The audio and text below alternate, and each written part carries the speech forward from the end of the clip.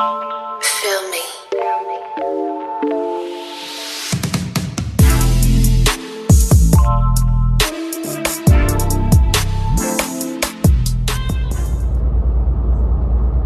Hi guys, hindi na ako nakapag-intro, hindi nyo na ako nakita, pero yung lamig na lamig naman talaga. Kita nyo naman, naka-jacket si Manong driver.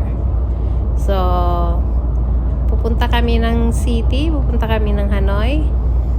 Magsisimba kami at samantalahin na rin habang nandoon. Mamimili na tayo ng mga bag-bag at saka sapatos para sa mga bata.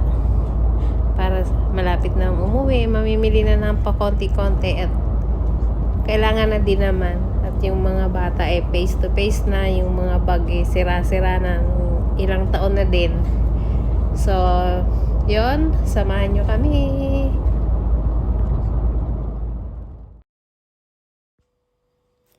So, ito na guys, arrive na tayo sa Hanoi. So, unahin naming mamili kasi wala pa namang oras para sa pagsisimba.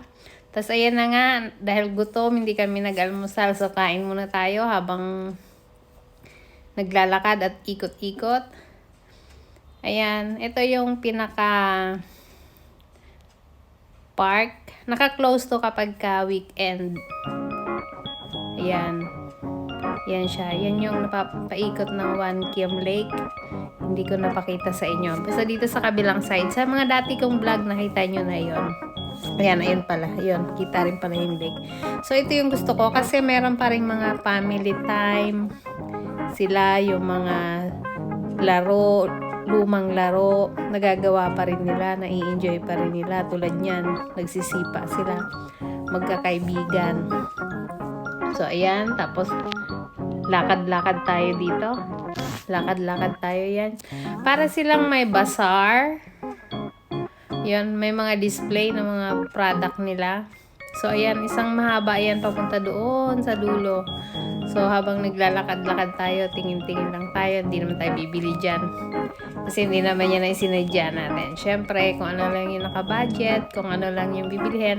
Yan ang tips ko sa inyo guys. Kung halimbawa gusto nyo mamili, dapat nakaplano kung ano yung mga bibilhin nyo. Huwag kayong bibili ng mga hindi naman naka-budget. Kasi pag nagkataon, hindi nyo mabibili yung gusto nyo, tapos ubos na yung pambili nyo. Kaya, better pa rin kung ano yung isinadya nyo. Pwede kayong umikot-ikot. Kung may extra pera, walang problema. Pero, dapat unahin nyo muna kung ano yung mga talagang isinadya nyo, kung ano yung pupuntahan nyo, ano yung bibilihin nyo. Pag nabili nyo na yon, so pwede na kayong bumili ng kahit na ano pang iba. Yun dapat guys. Ayan, dire-diretso lang tayo. Ayan, may mga panlamig. Ayan, oh, ang ganda. Mga bulaklak. Ginagamit nila yan pagka may okasyon, yung sasayaw or kung ano pa man nagsisimbolize ng culture nila. So, ayan. Tara na, habang naglalakad kami, ito nga, nakiusyoso kami. Makita namin bakit maraming tao. At ayan nga, may parada ng mga beauty queen. At ipinaparada nila yung kanilang auzay. Auzay ang tawag nila dyan, yung kanilang pambansang damit. Tawag nila yan. Nag-try ko na magsuot yan, kaya lang sa ngayon, nakadiyos ko po. Dahil nga tayo hindi ganun kaliit, wala na yata magkasya. So, pero ayan nga guys, tignan nyo naman. Kahit matatanda na, Yun gaganda. lang nga. Pumaparada sila ng ganyan. Napakaganda. So, ayan.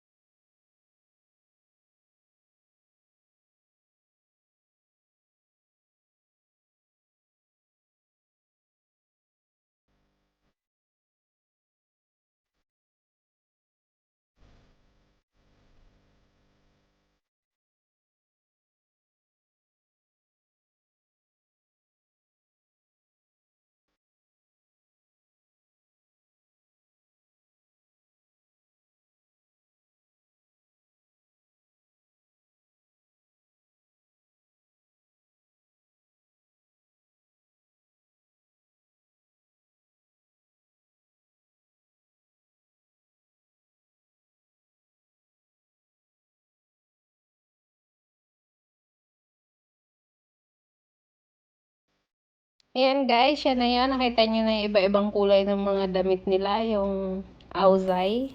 So, di ko lang alam kung anong tawag dun sa okasyon nila. Hindi ko siya alam eksaktong translation. So, yun lang. Ayun guys, arrive na tayo sa simbahan. Nakapamili na tayo ng mga sapatos at mga bag.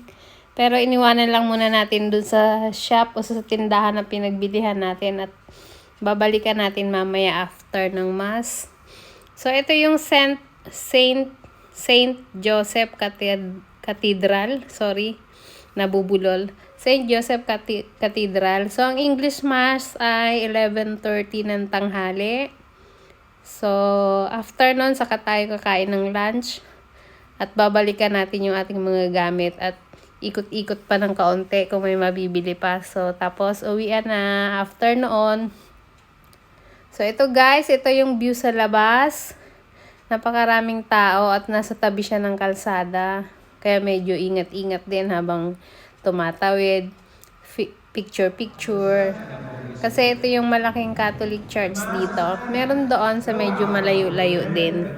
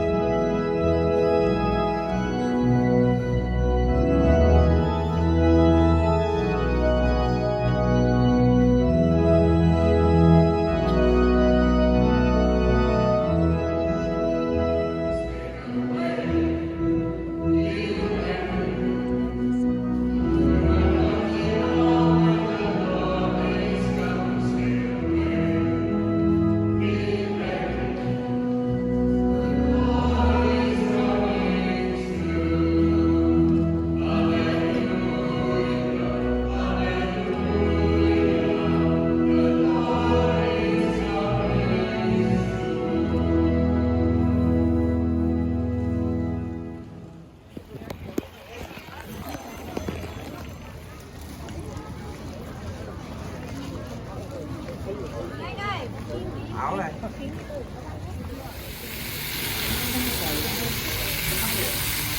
pala yun.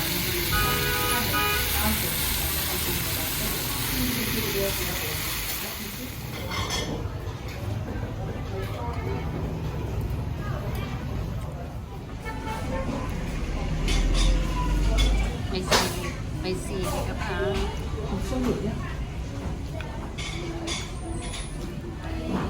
Sarap.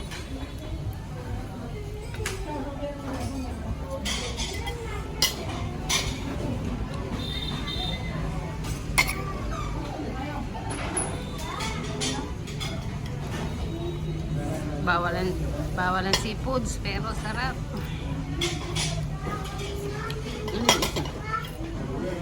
Ganun din naman yan. Halo-halong may ano.